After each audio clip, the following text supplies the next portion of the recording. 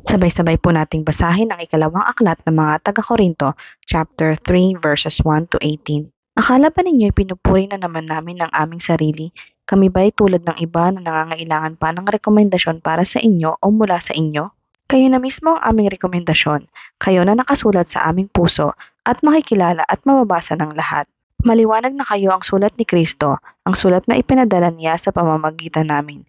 Hindi nakasulat sa pamamagitan ng tinta, kundi isinulat ng Espiritu ng Diyos na buhay at hindi sa mga tapyas na bato kundi sa puso ng mga tao. Nasasabi namin ito dahil kami ay may pagtitiwala sa Diyos sa pamamagitan ni Kristo.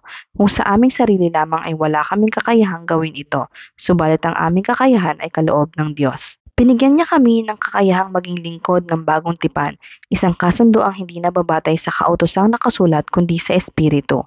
Sapagkat ang kautosang nakasulat ay nagdudulot ng kamatayan, ngunit ang Espiritu ay nagbibigay buhay. Nang ibigay ang kautosang nakaukit sa mga tapyas ng bato, nahayag ang kaluwalhatian ng Diyos. Kaya nga hindi matingnan ng mga Israelita ang mukha ni Moises kahit na ang liwanag na iyon sa mukha niya ay pansamantala lamang. Kung ang paglilingkod na batay sa kautosang nakaukit sa bato at nagdadala ng kamatayan ay dumating na may kalakip na gayong kaluwalhatian, gaano pa kaya ang kaluwalhatian ng paglilingkod ayon sa Espiritu? Kung may kaluwalhatian ang paglilingkod na nagdudulot ng hatol na kamatayan, lalo pang maluwalhati ang paglilingkod na nagdudulot ng pagpapawalang sala. Dahil dito, masasabi nating ang dating kaluwalhatian ay wala na, sapagkat napalitan na ito ng higit na maluwalhati. Kung may kaluwalhatian ang lumilipas, lalong higit ang kaluwalhatian ng nananatili magpakailanman. Dahil sa pag-asa naming iyan, malakas ang aming loob.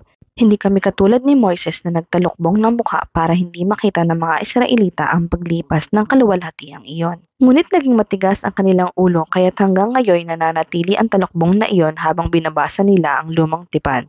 Maaalis lamang ang talukbong na iyon sa pakikipag-isa kay Kristo. Hanggang ngayon, may talukbong pa ang kanilang isip tuwing babasahin nila ang mga aklat ni Moises. Ngunit kapag lumapit ang tao sa Panginoon, naaalis ang talukbong. Ang Panginoong binabanggit dito ay ang Espiritu, at ang Espiritu ng Panginoon ang nagbibigay sa atin ng kalayaan. At ngayong naalis na ang talukbong, nagniningning sa ating mga mukha ang kaluwalhatian ng Panginoon, at ang kaluwalhatiang iyan na nagmumula sa Panginoon na siyang Espiritu ang siyang magbabago sa atin mula sa isang antas ng kaluwalhatian hanggang tayo maging kalarawan niya.